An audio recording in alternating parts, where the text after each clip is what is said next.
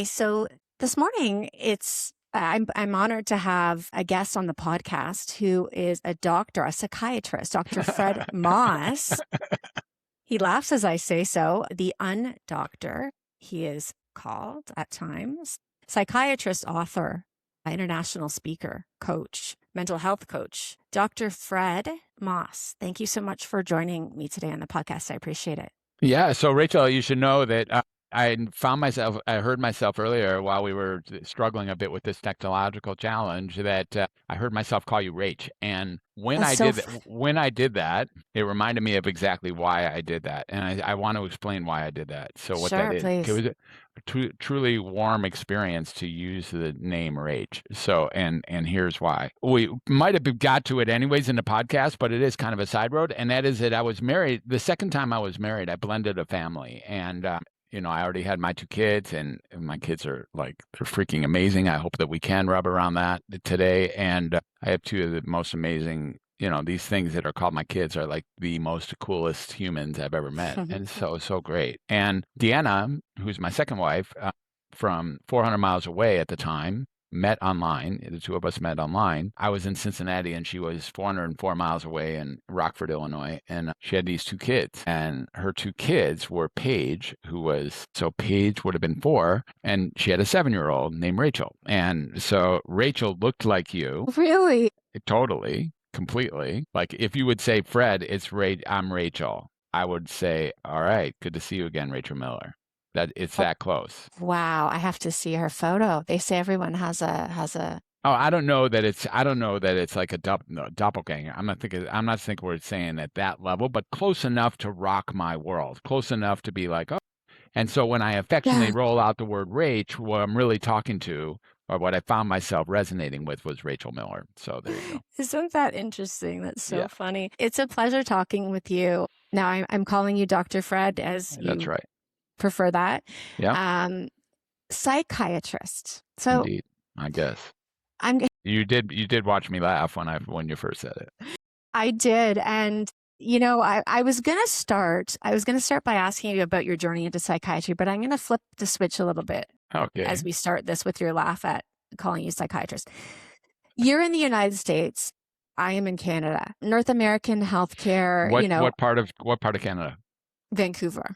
Cool. I went to Expo 86, brah. Wow. I was there, indeed. Well, that was a pretty special time. That was a special time for that city, for sure. That city turned upside down in 1986. Yes. Well, British Columbia is a great place. It's one of the most expensive places in the world to live, so that's not so jolly. But other than that, it's beautiful. Gabor Mate. Dr. Gabor Mate is a genius. He's my dude. He's my dude, and he's hanging out in the shelters, and he's pulling it in Vancouver for sure. He gets it. He does, and he's my buddy. I adore him. So when you say psychiatrist, we're getting that down to this idea of my giggle. If you're saying psychiatrist and you're using me like Gabor, I'm not going to laugh. If you're saying psychiatrist and you're really meaning Gabor, I'm down. I'm good. I'm not laughing at that. Thank you. I get it. That's not funny. If you're saying it like every other person who's a psychiatrist, maybe besides the Bessel van der Kolk or Daniel Amen or Kelly Brogan, there's a few out there that are pretty awesome. Then I'm not down. Then I'm going to laugh. So I want to ask you this. I have my own lived experience with substance use, addiction, mental health challenges, as do family and friends that I've helped through the process. I don't know how it is there. I have a feeling it's the same way. But here, the psychiatrist is known as the one with the script pad. And basically you go in, you have a discussion. They don't really seem to care much about really the core of how you're feeling and what you need. It's more about which chemical am I going to write down on this script for you, and out the door you go. Psychologist or therapist or other type of, mental health professional may be different, but psychiatry here, not really. That is what I've experienced.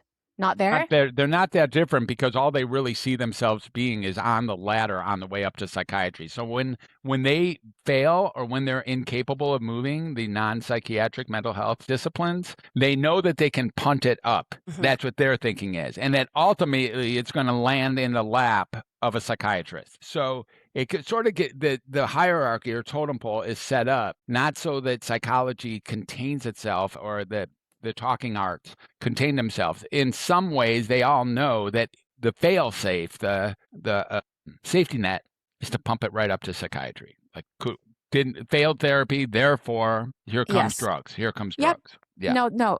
But is it the same in your mind in the United States, in the medical profession? There's no distinction because of that border, that's for sure. The border, the false, it's not a governmental-based way of thinking. It's not based on the context of the countries. The country is not driving that. And the difference between the two countries is not different enough to have that dynamic disappear because of the border. That's for sure. It's a human thing. Psychiatrist is the one with the script pad in the United States as well. Well, if you look up psychiatry right now in Wikipedia, we apparently have only two roles. And what are they? To diagnose and to medicate. That's a problem. It's a problem, except that's everybody's view, including the clients. It's not that big a problem, though, if you actually look at that. Everyone sees us that way, not just docs. So the clients see us that way, too. People, it's the only subspecialty in all of medicine, and maybe all of anywhere, is if I tell somebody that they're okay, they get pissed. Because they want medication. Not that they want medication. It isn't that everyone comes in and wanting medication. That's definitely not the case. Okay. But they want to be confirmed that there's something wrong with them. Now we're talking. You see, you wouldn't want medicine if you didn't think there was something wrong with you. You wouldn't even go to a doctor if you didn't think there was something wrong with you. The reason you go to a doctor is because you're convinced that there is. And how do I know that? Because if I tell you that there isn't, because if I say to you, well, actually your troubles are a regular human condition, even if in their extreme form, and you balk at that and say, no, dude, I'm different. I'm worse. I got a condition. And the fact that you're calling me normal means that you're not hearing me and blah, blah, blah, blah, blah. That's a different dynamic that's actually brought in by the customer. It's interesting that you say customer. That's what it is. Yeah. Isn't it interesting? Okay. I don't know where to start here because we're already started. We're good. I know. It's just such an interesting, okay. So let me ask you this, Dr. Fred. Why psychiatry? Why medicine? Tell me a little bit about how you got into it and how you flipped the switch from being the psychiatrist. No, I never was that. I never was that. So that's. Oh, you weren't. I never was that. Yeah. Okay. So from what you. I tried it on. I put the suit on. I put the suit on in the at the clothing store, but I didn't fit. Didn't fit. Okay. So tell me about your journey into mental health and psychiatry. So the book I just finished and that I'm actually submitting today because it's already been proofed and edited and it's been given, Blockbuster or Tour de Force or Opus. Like this idea is that I just laid an egg, Rachel. I just laid an egg is right. My book is a full-scale, comprehensive, dig to the bottom, expand when you get there, learn what's at the bottom book called Welcome to Humanity. And the subtitle is A Psychiatrist's Memoir and His Case Against the Mental Health System. And I just finished like moments ago. In fact, it was very much what my wife and I were talking about. It's what we've been doing 10 hours a day for a long time. So it's freaking done. It's freaking done. Like there's no more edits. Like that's it. Like we put it on. So Claude has this thing where it can instantly change your book into being audibleized. And I have this very professional Fred voice that sits in 11 Labs. So we were able to API into that. So in fact, the book got audibleized into my very, very real rendition of my voice. And then we listened to the whole book with me telling me about what I wrote about me, about my life. Like I learned about who I am from none other than me actually reading that which I served it to read about who I am and making sure that it was confirmed enough that you get this smile. I don't have to hide. This is the deal. This is the deal. And how it translates into a case against the mental health system is so freaking beautiful. I love this book. I'm totally aligned with the vulnerability that's inherent in it. And it's the deal. So it's exciting. I've been looking at this pretty deeply for frankly, a while, but the freedom to write this book and get it to the point where it's scoring A's and predicted as a tour de force and all, it's like, how did that happen? When will it be on bookshelves? July 15th. July July. 15th. And Wow. yeah. And okay, I can so get you an advance copy, by the way. All you have to do is read it and or I'd listen to appreciate it that. and then you know, give me some testimony on Amazon. That'd be great. So anyways, Were you always going to be a mental health professional, or did you yeah, gravitate I'll give you towards that? I'll give you the background a little bit. So that answer is emphatically no. But here's the deal. So I was born a healer. You know, I won't stretch 68 years very long, but I was. The day that I was born, I was brought into this world to heal a family in chaos and disarray. That was the whole purpose of having me. Wow. So my brothers were 10 and 14. Imagine that. You know, 1958, got a 10-year-old and a 14-year-old, two young parents. It's chaos in the home, man. And it is, because I know my brothers. There was some chaos in the home for sure. And what I was brought in to be a, bundle of joy and a unifying influence who can bring love and understanding to a family that is fracturing. It's a lot of pressure on a little baby. Well, not really. You don't know about pressure until you have a comparison. You just Mm-hmm. do what you do. That's true. I hit the time clock off and running. Here I go. Let's go. I'm cute. I'm fun. I'm funny. I'm intuitive. I friendly. I listen. I care.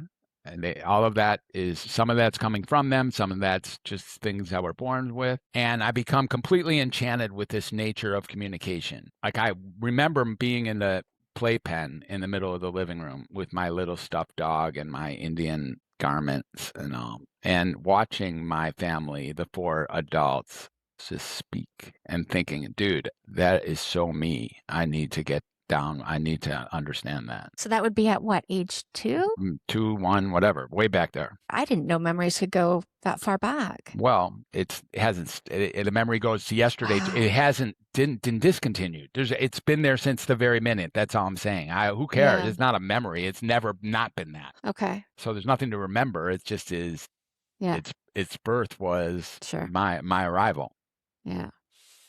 And so I don't have to remember that, because it's like, well, there's never a second where that wasn't the case. And so I learned, I learned how to talk. I definitely learned how to talk. I was very precocious, as you might expect, as you might even expect meeting me right now. I knew my brothers taught me things that my peers didn't know. So by the time I got to kindergarten, I was reading, I was writing, I knew about sex and drugs and rock and roll.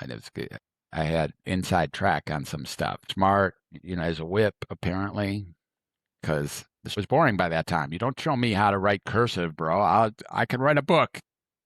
Right. You were past the crayons and the Play-Doh.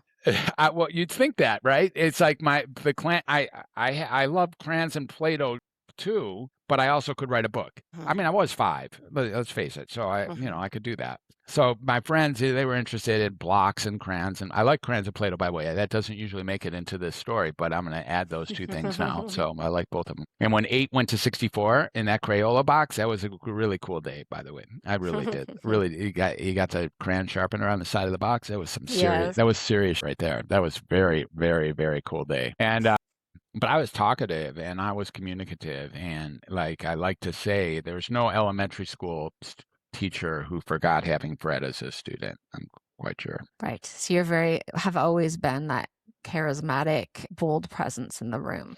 It seems like, I don't know that I was always that. There's times when I've gone in the opposite direction. I think what I always had, though, was a unique presence, apparently. Now we're talking about what Alexander and I were talking about moments ago, by the way, which is that we both have that, which is, I don't know about how unique or bold or charismatic I am. You see, because that's actually an objective, that's from the outside. I've been with me the whole time. I'm just me. I don't know the impact. I don't know. I'm just me. I don't know. If that looks charismatic, okay, I guess it is. Right. If it's bold, okay, I didn't know. I'm just being me.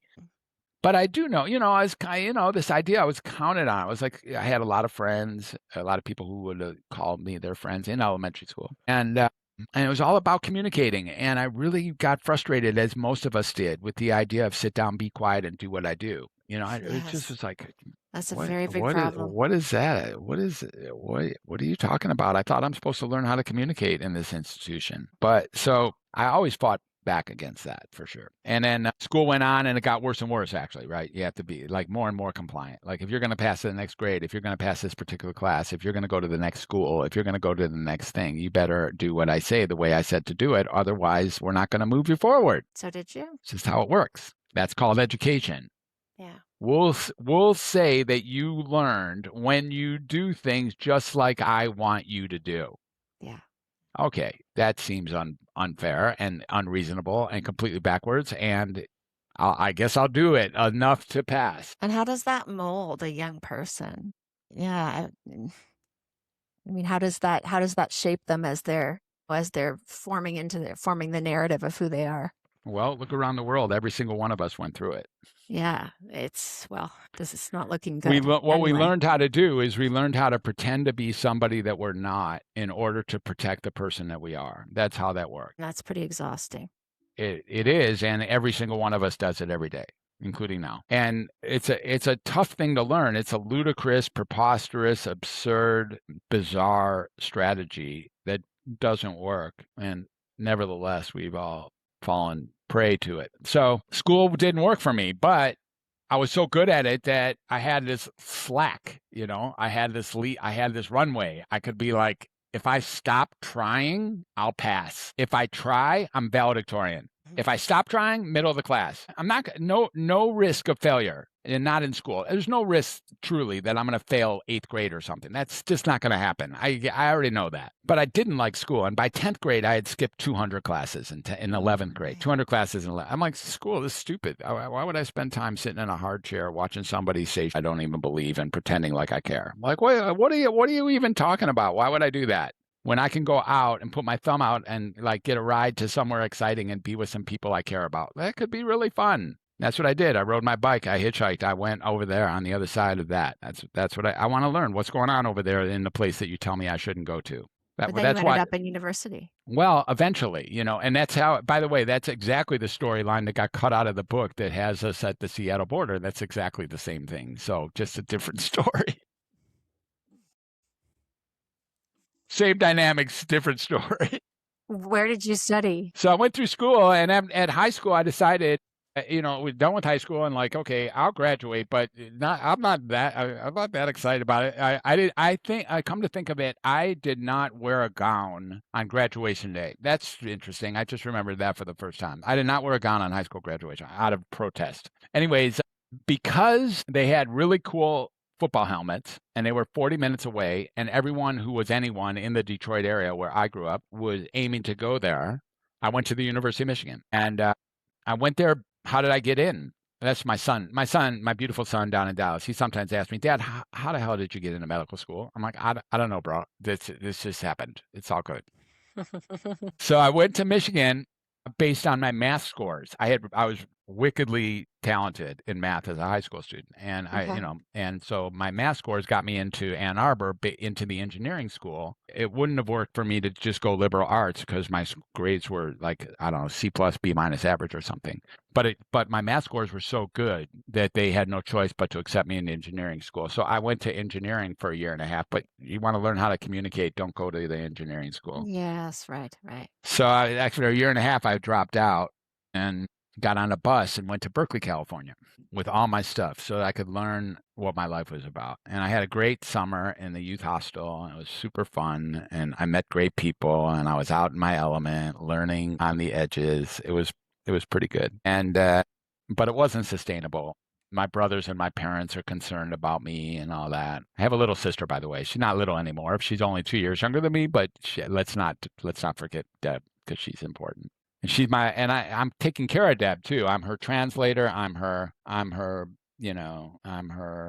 henchman. I'm her trailblazer. I'm her protector. So it's all going on too. Deb's an important piece here. And at Michigan, when I drop out and go to Berkeley, and then I learn what I learned, and my family's concerned about me being so edgy, they convinced me that there's this new industry that I'm going to have the aptitude and interest for, and that I should consider doing it. And so it means going back to school, but they think I'll be good at it.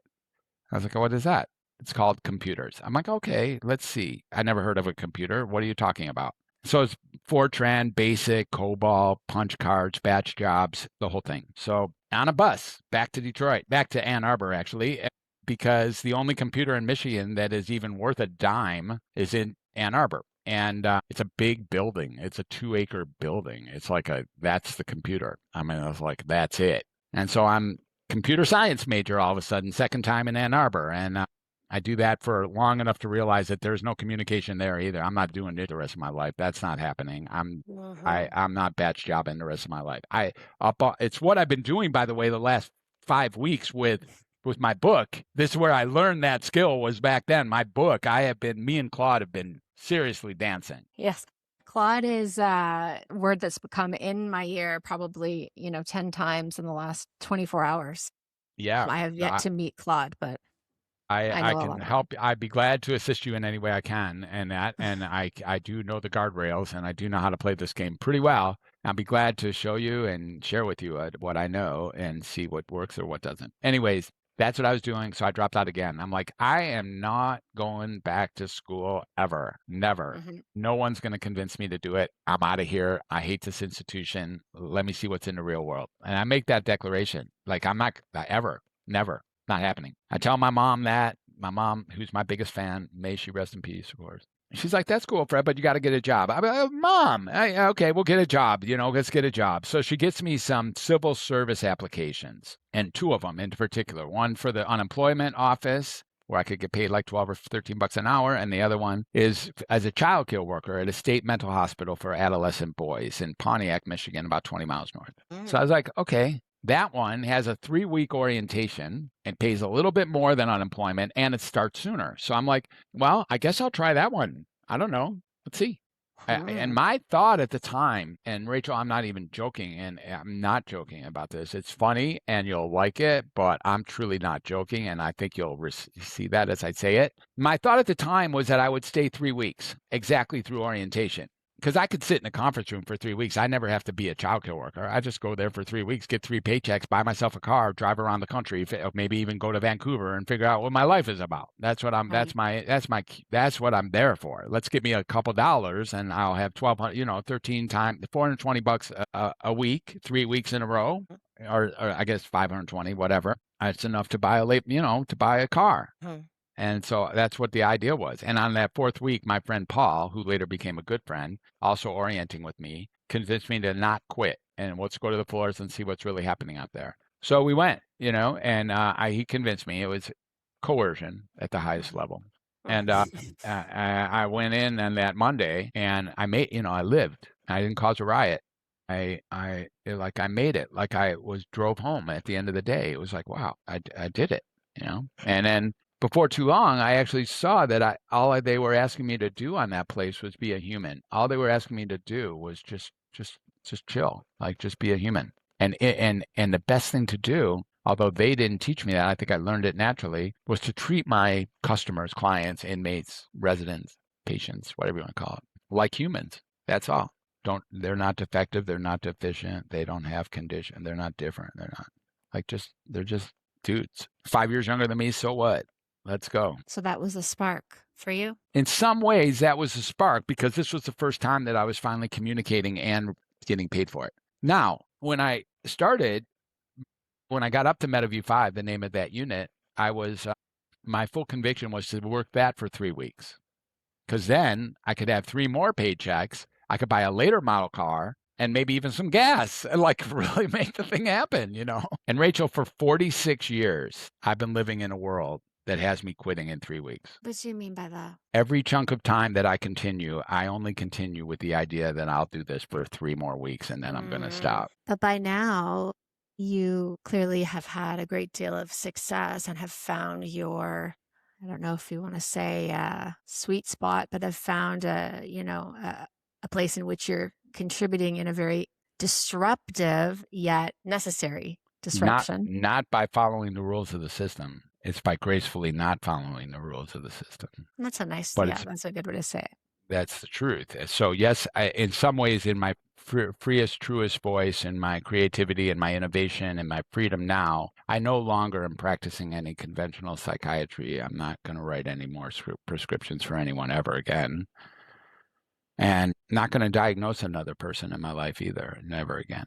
Never. And so that's what I said. But to do, that's what I said back then in some cases. So anyways, I went back to medical school. I went to school. Like, obviously you see that I swore that I wouldn't go back, but I have 13 more years to explain in that situation. And the thing I liked about that job was the communication. The thing I hated about that job was psychiatry, and the idea that it was already beginning to be a field that was constraining and restraining and dehumanizing so significantly, ongoingly every day, that it was like, you know what? I don't like the way y'all are doing this, and I don't like the future of this, and I'm going to go into psychiatry and be a hero and make sure that communication stays at the heart of the matter. Pretty grandiose thought of like being a hero. So it's like, I know how to do this better than you all do. Like, look at the proof in the pudding. All you have to do is be with people. That's all you have to do. Let me go see what psychiatry has to say. If I go up the ladder all the way to becoming a psychiatrist, let me see if there's a place for someone who knows that communication is at the heart of healing. Let's go. My brother, 14 years older than me, he was already a psychiatrist, so I had a little bit of a role model. And back to school I went, and one last time with the sole purpose of eventually becoming a psychiatrist. And I finished my degree in Detroit, and then at Wayne State. Now, not back to Michigan because I loved Ann Arbor too much, and then got lucky enough to be accepted at Northwestern University, and somehow rode the wave through Northwestern, and Chicago, Illinois is really where I got that. And that education didn't happen in Northwestern University either. It happened in Chicago, Illinois. Same thing. It's like, what a cool city. Thanks for teaching me everything I know. I love you, Chicago. Yes, I went to Northwestern there, and yes, I passed all the courses, and yes, I'm a doctor, but it's Chicago, Illinois that taught me what I learned during those 5 years. And released as a psychiatrist. Let's go. And now, without knowing all the rules, knowing what was caught, knowing the sit down, be quiet, do it as I say, I know how to do that. I'm pretty good at it if I do it right-handed, with one hand tied behind my back. I can do it. I can do that too. And I could do that too is what it's, you see what I'm saying, Rachel? There's a duplicity here. I can do that too. Not I can do that as a life goal. I will do that along with the other stuff I'm doing because I sort of have to, but it's duplicity. It's massive duplicity. Now we have two roads that I'm traveling, right? I'm traveling the road of doing what I'm told. I'm pretty good at it, enough to keep passing and passing and passing into the next level. And I'm trying to infiltrate this notion that communication is where it's really at. This is the question you had asked earlier about the 15 minutes. It's the same. It's like, yeah, I know that. I'm not going to forget that.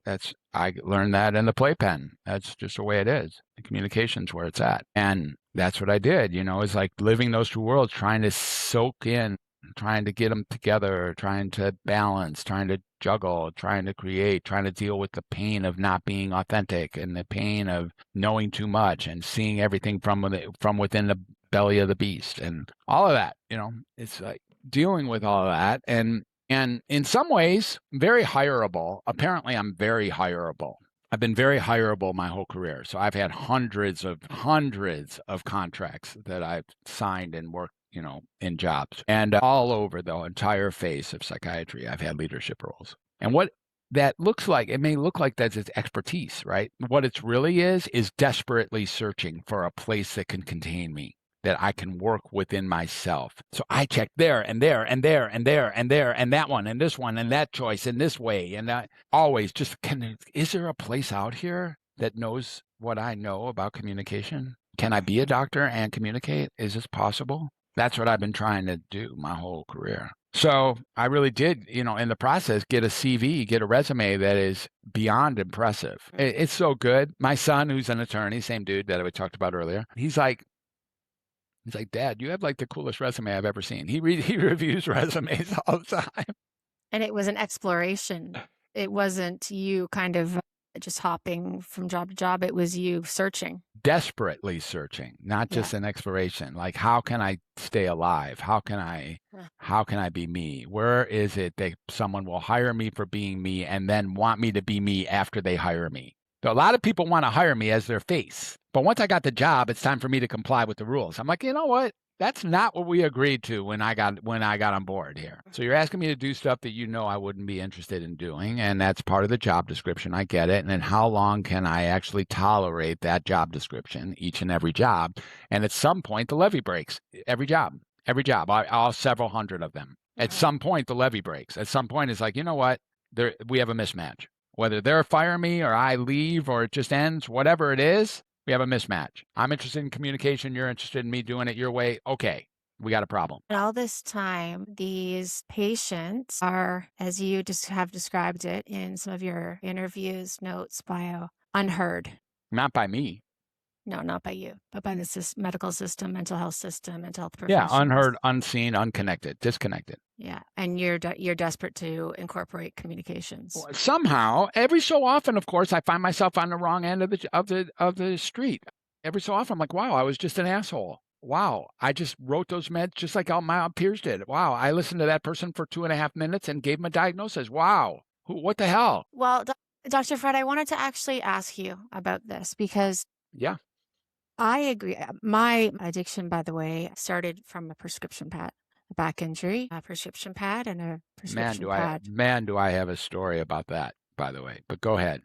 You want to ask me about Damon? I will put my Damon onto your podcast, and you will have a gem here if you want. But go ahead with what you're about to say. No, I'm very interested in that as well. Damon. Sorry, yeah, your addiction started from the pad. Your yes. Yeah. Sorry. And actually 2 of them. One of them via back injury, opioids, and then anxiety, benzo, Xanax. And so I clearly have an issue now, grace of God, and whatever my healing journey has been. I have healthy family and children, and that is behind me. Super great. Thank you. Thank you. Super cool. One day at a time, Rachel. One day at a time. Indeed.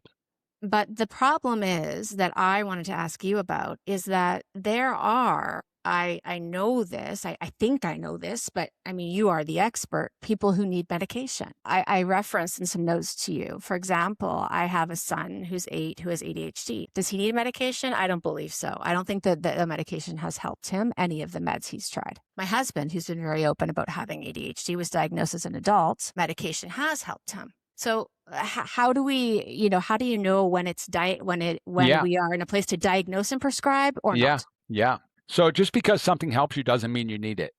Right.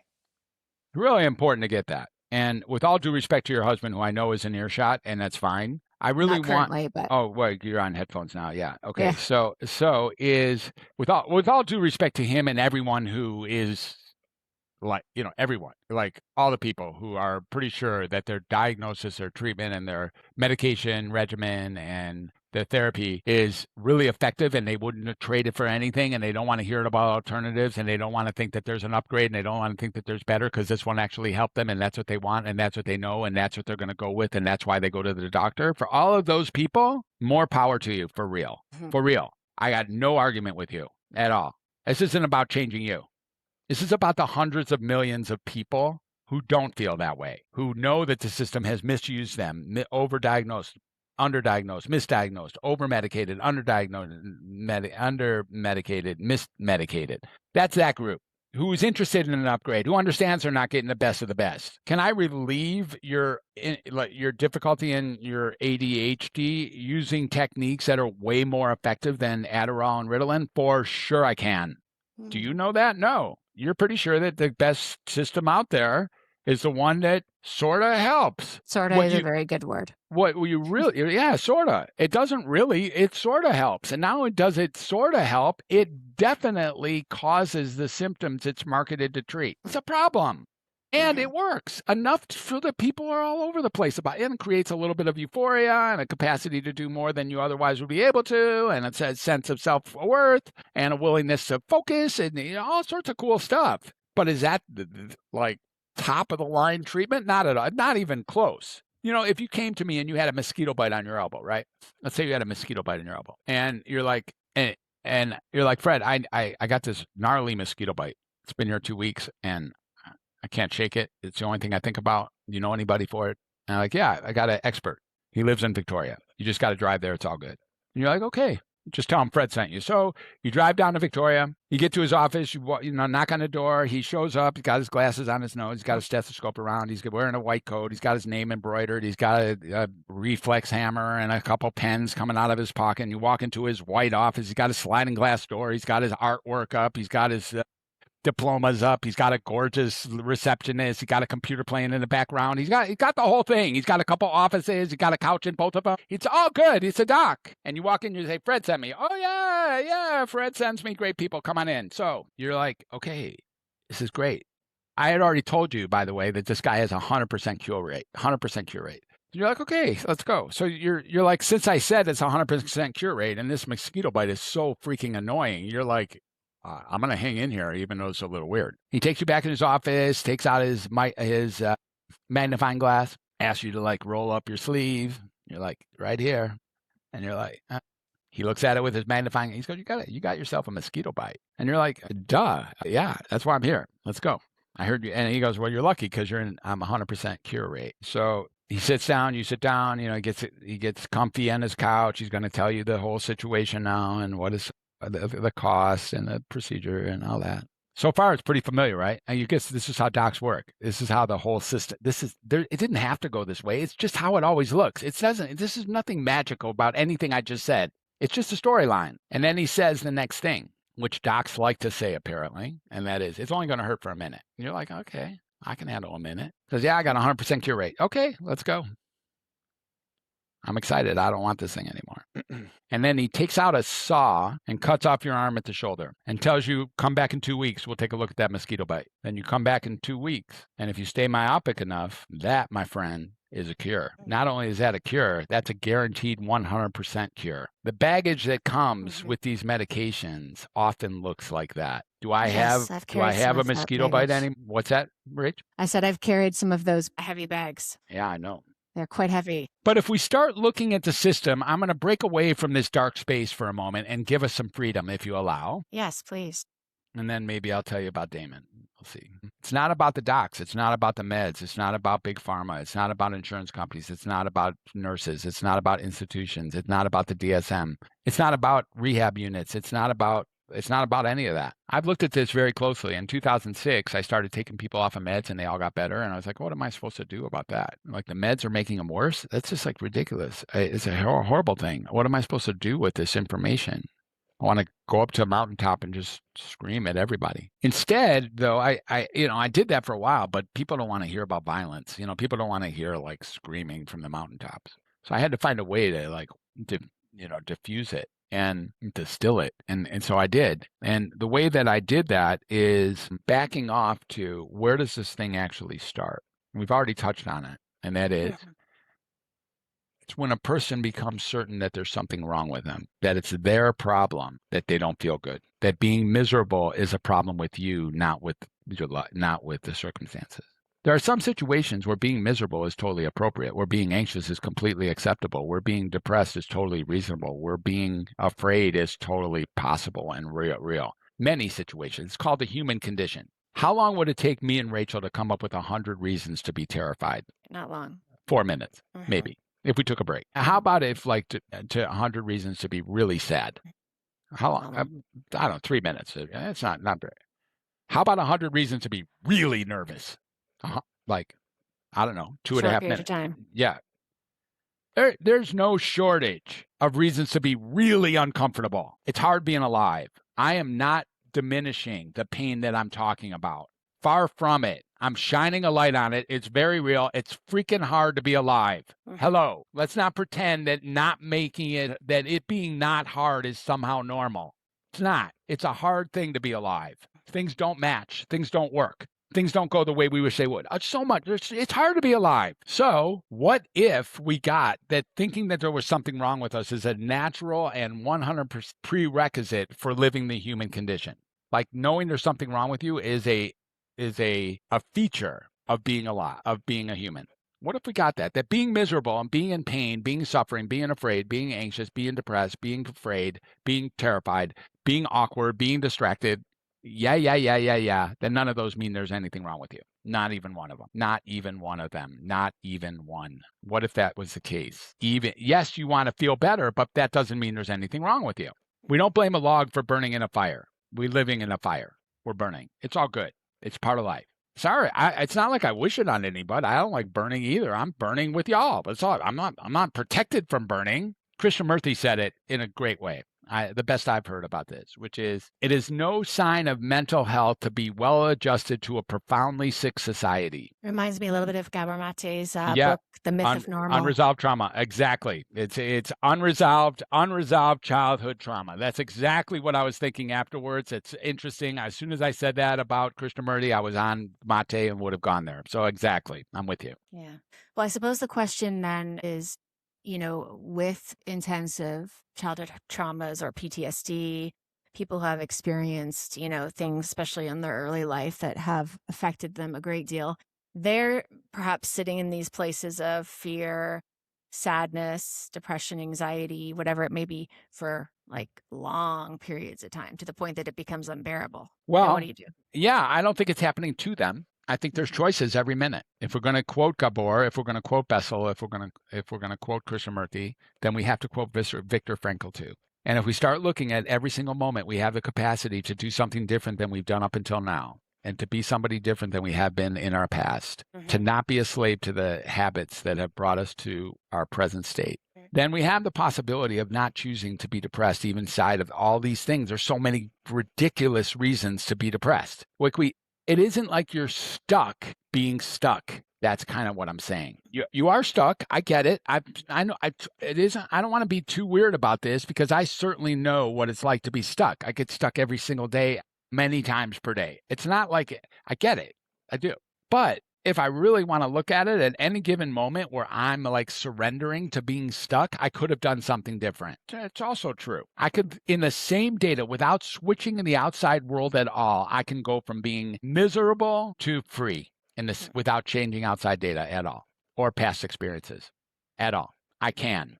It's available. When is that available? When I'm non-toxic, when I realize that my world is not my feelings, thoughts, and emotions, not my circumstances. I'm not defined by my feelings, thoughts, emotions, or circumstances. Then all of a sudden, the same data, the same splashing, disempowering data of all the nastiness that it takes to be alive can be metabolized in a way that still leaves me feeling grounded, free, and even at some form of peace, possibly. Like it's possible. It's possible. It is possible.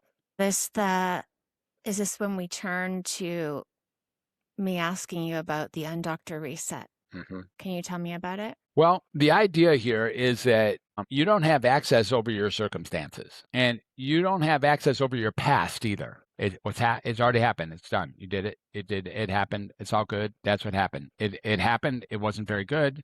It was painful. It was horrible. It was unspeakable. It was barbaric. It was unacceptable. It was intolerable. I got it.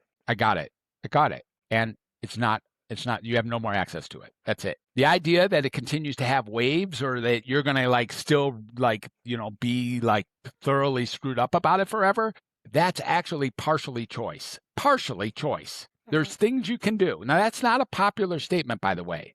For those people who are caught up in their stuckness, that's not a popular statement. Nevertheless, I'm not saying anything that isn't really clear to anyone who wants to hear it. You're not stuck doing the next thing you're about to do. There is a moment right now where you get to say, be, or do something that you've never done. You really do. It's okay. I don't mean to, in no way do I want to diminish anyone's thoughts that they are feeling horrible. Not at all. I totally get it. And if they feel like they have no choice but to feel horrible, I totally get that too. And in this next second, you have choices. And I'm not going to be one that says that those choices are stripped from you because you have a so-called acronym alphabet soup diagnosis that prevents you from going there. No, you don't. Not in my world. No, you don't. You actually don't. You are not stuck forever. It's not etched in stone. It's not like that. So I give people their freedom by letting them know. And that's what Undoctored Reset is about. If we look at reset, what reset really is release, examine, simplify, embody, transform. We do that stuff in 5 separate steps, and then you get a reset. And what's the undoctored? The undoctored is unconventional, means an unconditional love to undiagnose, unmedicate, and undoctrinate. And when we do that, for those people who are ready to go down that road and courageous enough to consider that the way they've been doing things might not be the only or the best way to do things, we get results like of a transformation. We get people who are doing that they didn't know that they could do, who are seeing things that they never saw before, who are being people who they didn't know they could be, who all of a sudden have a warm family and kids on the back end of an OxyContin addiction or heroin or whatever the hell you went. And how do brain chemicals and the chemistry of the brain play into? They're not causing anything. There's no chemicals out there that are working against who you are. There's no chemicals that have their own mind. Let me screw up Rachel now. That's not happening. There's no like army of chemicals out there who are turning against you. That's not how that's working. Gosh, I've always felt that way. I know. It's the programming. That's my hormones working against me. That's my neurotransmitters working against me. There's my brain chemicals. It's a chemical imbalance. No, it isn't. No, it isn't. It really isn't. There's never been any kind of studies that have proven chemical imbalance. I even think that Gabor actually speaks to that in the realms. And so, look, when we stop and give ourselves an opportunity to recapture the frequency of what it is to be in the human condition so that we can resonate harmonically with other humans and create a domain for which communication and connection becomes possible, that's when we get the magic of the burst of healing that takes place when another person is able to see you, and likewise in the other direction. Because healing works in both directions. It's not me healing you. It's not you healing me. We get to heal when we connect. It's just as simple as that. Listen to that. Now, little Freddie didn't make that up either. I learned it when I was 2 or a lot younger. But this goes back to Adam and Eve. There's no time in history where that wasn't true. And if people think history doesn't include Adam and Eve, go back whatever line you want to go back. It doesn't have to be Adam and Eve. You go back to Big Bang or go back to whatever you want to go. I'm not making a case for Adam and Eve being the front edge of all this. Yeah, who cares? Well, I think Adam and Eve were, but I guess that's kind of beside the point. So if we do this, we can get to the idea that it's always been true that human connection is a source of healing. That's my point. It's always been true. It's never not true. We're still humans. That's been true the whole time. That's not going away. That's the way it is. Seroquel, that hasn't been around since the beginning of time. Adderall, sorry, no, we had no Adderall back then. Seroquel, like Prozac, I don't think so. We didn't. Yeah. Adam and Eve didn't pick up Prozac off that tree. Isn't it? They sort of did. They sort of did, actually. Yeah, I did. Yeah, they sort of did. And in some ways, isn't that exactly what they did? In some ways, it's kind of great. I never saw that one either, but that's kind of cool. That's what they did. Even the snake, they decided there's some Prozac over there. Yeah, isn't that interesting? Why? Let's go to that tree that we can't touch. Let's go there. Let's go there. That's where the Prozac is. Let's go. Anyway, so that's the Undoctored Reset. And so I think that says enough. Now, I would think that you would have anyone who is disruptive, anyone who is leading, anyone who is innovative, anyone who is saying something different is going to have opposition. In your case, the opposition is probably massive. No, because you have quite the pharmaceutical industry. Nope. But what about the pharma? I'm not against the pharmaceutical industry. I already told you that. It's not their problem. They have a business that works. It's all good. They have the best business model of any industry ever created. Their profit margins exceed any industry ever created in the history of the planet. How can I can't knock that business. It's a great business. If they were selling cars or something, I wouldn't have a problem with that. They have what they have. They're doing it's not their fault. We already said it's not their fault. They put together a business model that works in this world. People line up every single morning outside of their pharmacy for blocks so that they can be there first and refill their meds. The meds cost about 4 cents to make and cost about $200 a piece, and who wins? Well, it's not that that's a bad model. I wish I would have designed that model. It's not their problem that we buy rat poison and put it in our mouth to deal with our discomfort. That's not their problem. The fact that they sell rat poison, it's not their problem. Of course they do. There's a huge demand for rat poison. Yes, there is a demand. That's not the pharmaceutical company's issue. Right. So your goal is to get rid of is to try to diminish the demand. I don't care if I diminish the demand. What I do care about is each and every person I meet needs to know that maybe, just maybe, there's nothing wrong with them. I don't care about the demand. I don't need to take a shot at the pharmaceutical industry at all. And by the way, I have no opposition, no real virtual. All I'm really saying is something we all know. Connections at the heart of healing. Hello, that's it. Nothing else. That's all. If you could find something to do with your life that's better than a human connection and more powerful than a human connection, please spend the rest of your life doing that, because there is nothing more powerful. And that's all that I'm standing on.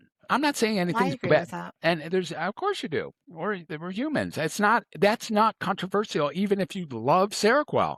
It's just the way it is. But the human connection can also be very complicated and very painful. 100%. But complicated and painful are not something to avoid. It's part of the human condition. I'm speaking, and I sound like I'm speaking like a robot now that I'm listening to myself, actually.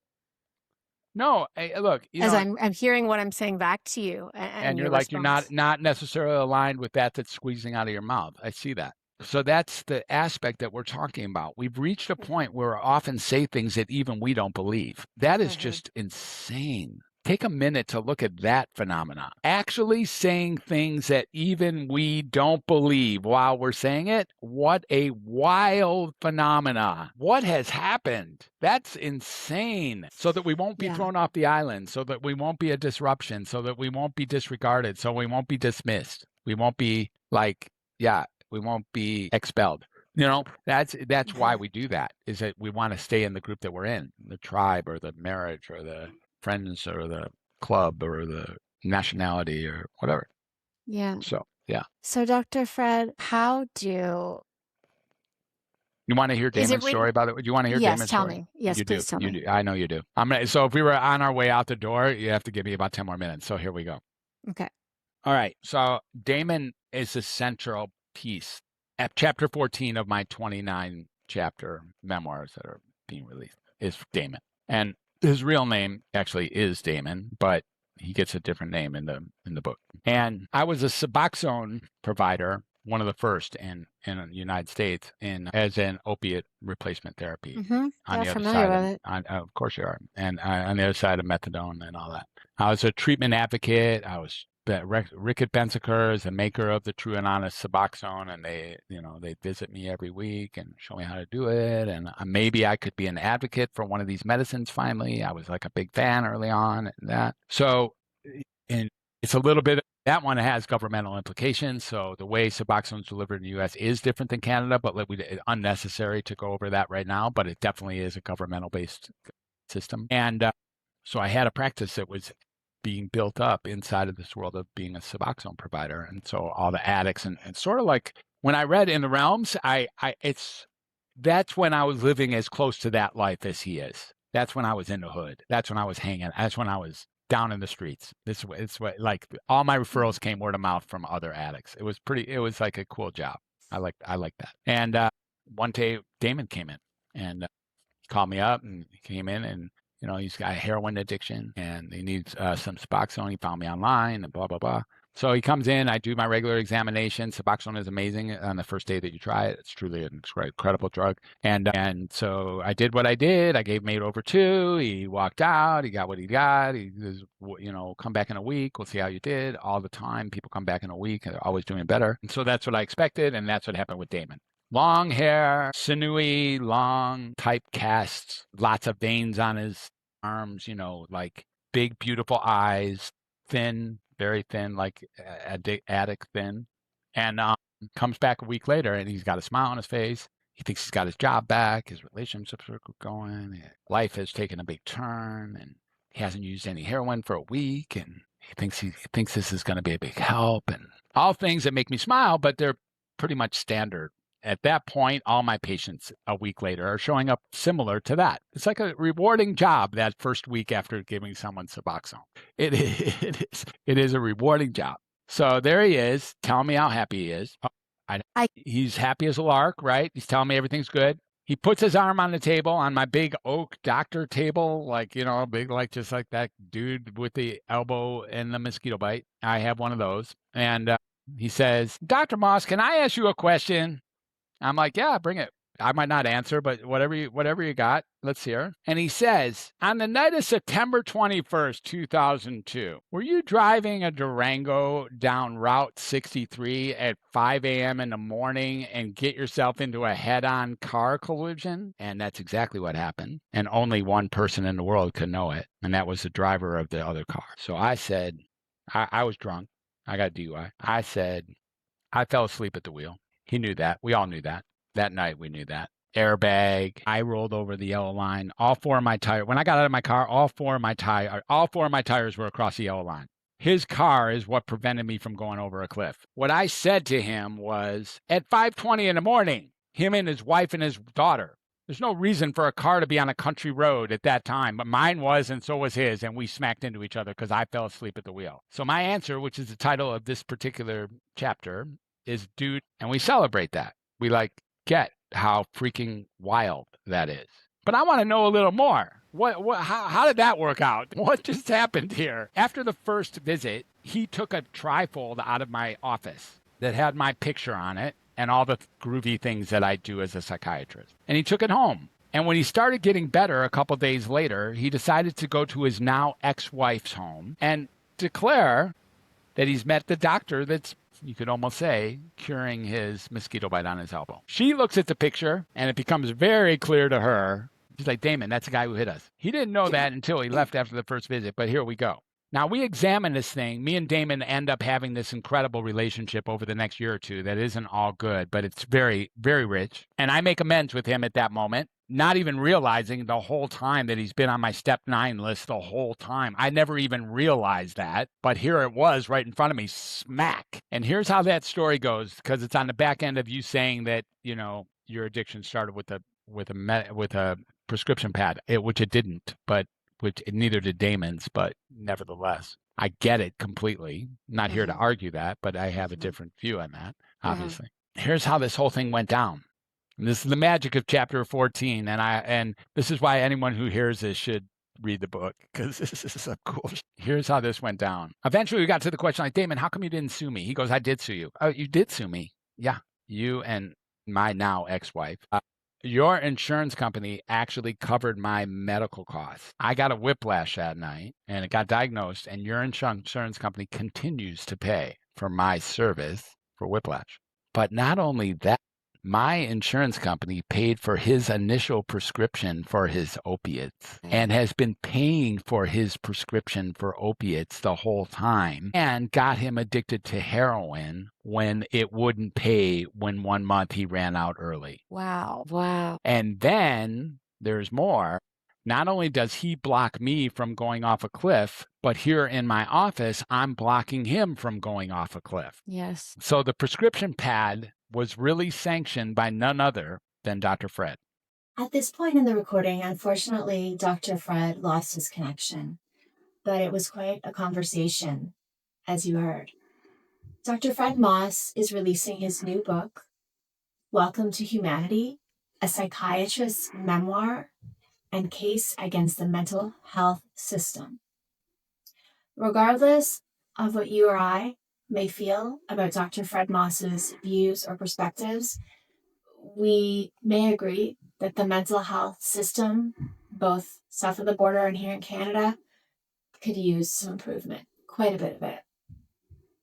Dr. Fred Moss's book will be released this summer, wherever you buy your books, and I really appreciate him joining me on the podcast. He had a very gracious conclusion and goodbye, and I would just like to say that I appreciate his time, his expertise, and the fresh way that he's looking at mental health. Thanks for joining me.